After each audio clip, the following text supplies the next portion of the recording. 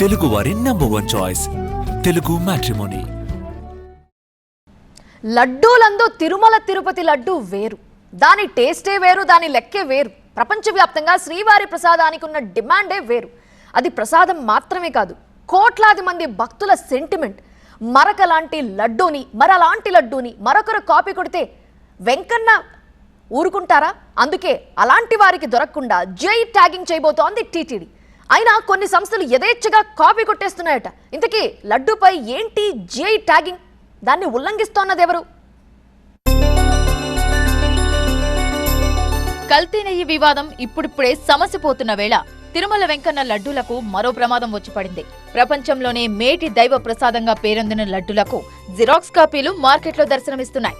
అమృతతుల్యమైన శ్రీవారి లడ్డూ ప్రసాదాన్ని కూడా కొందరు తమ వ్యాపారాల కోసం వాడుకోవడం చర్చనీయాంశమవుతోంది. దీన్ని తిరుమల తిరుపతి దేవస్థానం బోర్డు తీవ్రంగా పరిగణిస్తోంది. లడ్డూ పవిత్రతను, దానికోసం ఏర్పాటు చేసిన జీఐ టెక్నాలజీని కాపాడేందుకు కఠిన చర్యలు తీసుకుంటోంది. తిరుపతి లడ్డు టేస్టు మరే ఇతర ప్రసాదాల్లోనూ కనిపించదంటే అతిశయోక్తి కాదు. అంతటి ప్రత్యేకత వెంకటేశ్వరుడి ప్రసాదానికి ఉంటుంది. ఆ ప్రత్యేకతను, పవిత్రతను కోల్పోకుండా ఈ లడ్డూకు జీఐ ట్యాగింగ్ చేయించింది టీటీడీ. అయితే తిరుపతి లడ్డు అంటే చాలు లొట్టలేసే భక్తులు కోట్లలో ఉంటారు. ఆ డిమాండ్ను క్యాష్ చేసుకోవడానికి పలు సంస్థలు నకిలీ లడ్డూలను తయారు చేసి విక్రయిస్తున్నట్టు టీటీడీ గుర్తించింది. అలాంటి సంస్థలకు నోటీసులు జారీ చేసింది. Push my cart, transact foods limited సహా పలు ఆన్లైన్ ప్లాట్ఫామ్స్ కు లీగల్ నోటీసులు పంపింది. ఈ సంస్థలు ఆన్లైన్లో యథేచ్ఛగా తిరుపతి లడ్డూలంటూ తమ ప్రొడక్ట్స్ ని విక్రయిస్తున్నట్టు విచారణలో తేలింది.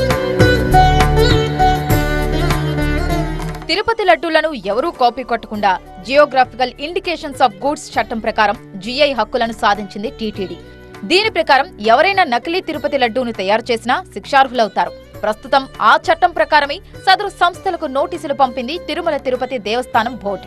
జియోగ్రాఫికల్ ఇండికేషన్ హక్కుల్ని ఉల్లంఘిస్తూ తిరుమల వెంకన్న లడ్డూల పేరిట తమ ఉత్పత్తులను విక్రయిస్తున్న సంస్థలపై కొరడా ఝళిపించింది.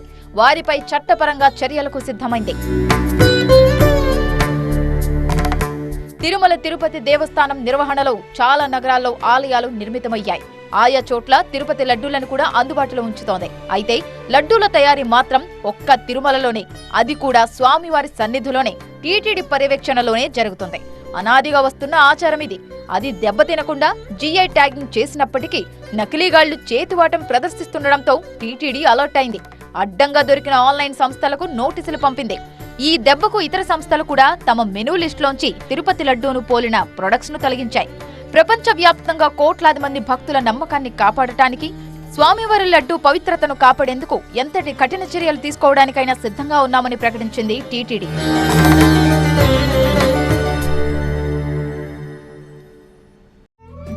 తెలుగు వారి నంబర్ 1 చాయిస్ తెలుగు మ్యాట్రిమోనీ.